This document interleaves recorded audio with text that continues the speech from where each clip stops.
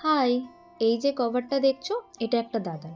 আমাকে কভারটা দিয়ে বলেছে একটা ছেলে থাকবে, তবে সেটা ব্যাক সাইড থাকবে, আর তাতে দাদাটার নামও থাকবে।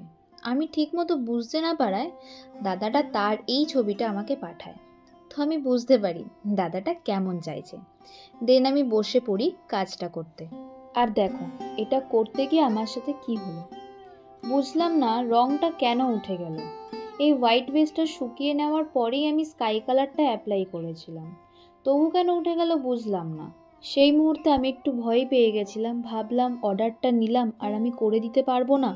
দেন ভাবলাম ঠিক আছে, ক্লিন করে আর একবার রঙগুলো অ্যাপ্লাই করে দেখা যাক ওঠে কিনা।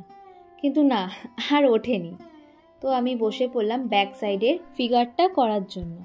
আর জানো তো, এই কভারটা করার আগে আমি অন্য একটা দিদির কভার করেছিলাম, কিন্তু সেই ক্লিপসগুলো সব ডিলিট হয়ে গেছে।